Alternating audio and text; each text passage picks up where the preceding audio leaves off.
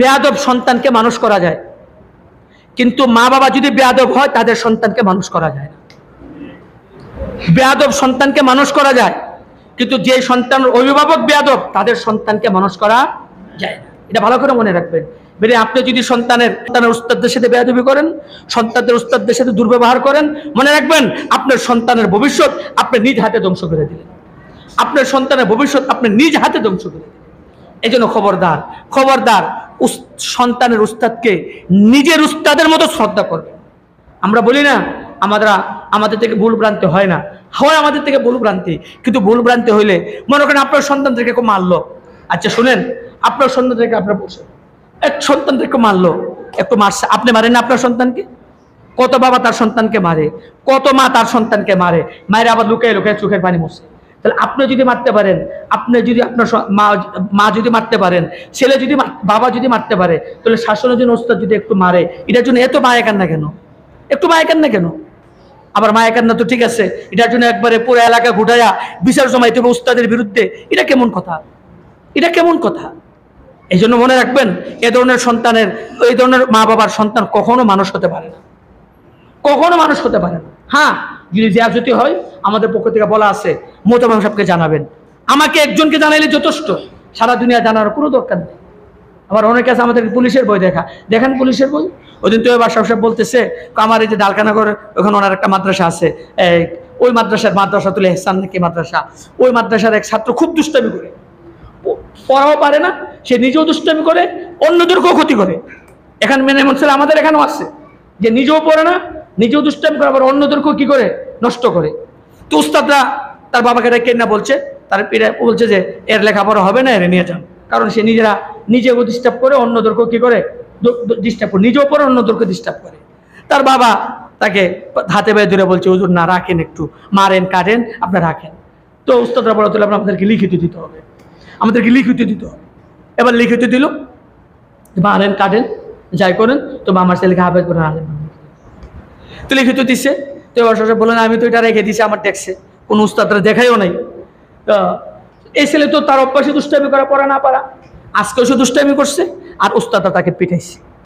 যখন পিটাইছে, এখন সে বাসাত গেছে কেনা খেতে, বাবা দীক্ষা এখন কালকে গই দিছি, মারতো কাটতো, আজকেই মারছে, কালকে তো কাটবো। এই জন্য বাবা আমি বাসায় গেছি, তো আমি বাসায় গেলাম, বাসায় গিয়ে সেরা আমাকে ফোন দিয়েছে, হুজুর কোথায়? বাসায়। নিচে নামেন, এখন পুলিশ আসতেছে। কি হয়েছে? পুলিশ আসতেছে। তুমি বলে, আমি বললাম যে এক কাজ করুন, তাদেরকে শান্ত করুন, আমার মাথা গরম আসতেছে। আসলাম নিচে, দেখি যে খুব গরম। কি হয়েছে? ও দেখেন হুজুর, কালকে মাত্র আপনাকে লিখে দিয়ে গেলাম যে মারেন কাটেন, ঠিক আছে, আজকে মায়ের শুরু করছে, কালকে তো কাটবো। হ্যাঁ, এখন পুলিশ আসতেছে, আমরা ওস্তাদ ধরে না, পুলিশ নিয়ে যাবো। উনি বলেন, আমি তো তাকে বুঝাইবার চেষ্টা করলাম যে দেখো, এখানে উস্তাদের কোন দোষ, তুমি যে লিখিত দিছো এটা শুধু আমার কাছেই আছে, এটা উস্তাদরা জানে না, আমার দেখছেই আছে, কোন উস্তাদরা জানে না। এটা তার নিয়মিত প্রত্যেকদিন দুষ্টামি করে, প্রত্যেকদিন মায়ের কা, আজকে সেভাবে মায়ের খেয়েছে। এখানে এটার সাথে কোনো যে তুমি লিখিত দিছো এই জন্য আজকে মারছে কালকে কাটবে, এমন কোনো কিছু না। কিন্তু সে বুঝতেই রাজি না, সে বুঝতেই রাজি না, সে পুলিশের বই দেখা। শেষ পর্যন্ত কি হলো, কেসের এই ছেলেটাও তো হইতে দুষ্ট হয়েছে, গুন্ডা পান্ডা হয়েছে, তার প্রত্যেকটা ছেলে গুন্ডা পান্ডা হয়েছে, কারণ একটাই, উস্তাদদেরকে পুলিশ দিয়ে শাসন করতে চাইছে।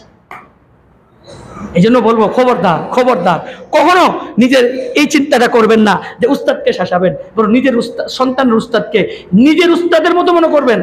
সন্তানের উস্তাদের জুতা সুতা করে দিবেন, সন্তানের উস্তাদদের জন্য খেদমত করবেন, যে হুজুর এই হুজুরকে নিজের উস্তাদের মতো সম্মান করবেন, তাহলে আপনার সন্তান হাফেজ আলেম হতে পারবে।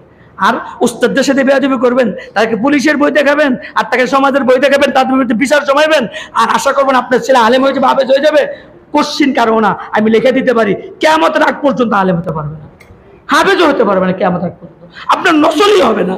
যে সন্তানের মা বাবা বেয়াদব, তার নসলে হাফেজ আলেম হবে না। আর যেই মা বাবা বাদব, উস্তাদদেরকে শ্রদ্ধা করে, আলেমদেরকে শ্রদ্ধা করে, তার সন্তান আলেম না হলেও তার ভবিষ্যৎ প্রজন্মের ভিতরে আলেমের সিলসিলা জারি হবে, আদবের সিলসিলা জারি হবে। আর যদি মা বাবা যদি বেয়াদব হয়, উস্তাদরা এসে ধমকায়, ওই মা বাবার সন্তান জিন্দিগিতে আলেম হতে পারবে না। কি পরিমাণ কষ্ট করে উস্তাদরা, একটু চিন্তা করেন। আপনার বাড়িতে একটা দুটো বাচ্চা থাকে, এটা দিয়ে আপনি পেরেশান হয়ে যান, আর এখানে 70-80 জন ছাত্র, সবগুলো ছোট ছোট ছোট বয়সের, একটাকে ঠিক করে এলে আরেকটা দিকটা চেওয়া শুরু করে দেয়। এই অবস্থা উস্তাদের মাথা কেন কেন করে অবস্থায় সারাদিন থাকতে থাকতে কখন একটু তাদের থেকে ব্যতিক্রম হয়ে যায়। আমাদের পক্ষ থেকে বলা আছে ছাত্রদেরকে শাসন করবা না, শাসন করতে অতিরঞ্জিত করবা না, পিটাইবা না, বলা আছে, মাদ্রাসার প্রতি কানুন আছে। কিন্তু কখনো কখনো দুর্ঘটনা ঘটে যায়।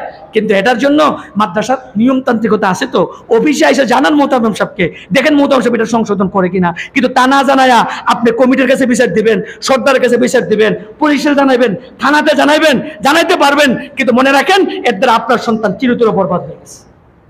আল্লাহ আপনাদেরকে বুঝ দান করো, আপনাদেরকে সঠিকটা বুঝার তৌফিক দান করো। কথাগুলি মনের থেকে বলছি, কাউকে হেয় প্রতিপন্ন করা বা কাউকে কোনো আঘাত করার উদ্দেশ্যে বলি নাই। এ কথাগুলো বলছি মন থেকে, দিল থেকে, যে এত কষ্ট করি ছেলেদের জন্য, এত কষ্ট করি, তারপরে যদি ছেলেগুলো হাফেজ আলেম হইতে না পারে, শুধু মা বাবার বেয়াদবির কারণে কষ্ট হয়, এই জন্য বলবো আল্লাহর রাস্তায় মা বাবা বেয়াদব হয়েন না, তাহলে আপনার সন্তান আলেম হবে। আর মা বাবা যদি এরকম বেয়াদব হয়ে যান, মনে রাখেন আপনার সন্তানের ভবিষ্যৎ ধ্বংস। আল্লাহ আপনাদেরকে বুঝার তৌফিক দেখ, আমাকেও বুঝার তৌফিক দান করো। আল্লাহ তাআলা আমাদের সবাইকে বুঝার তৌফিক দেখ।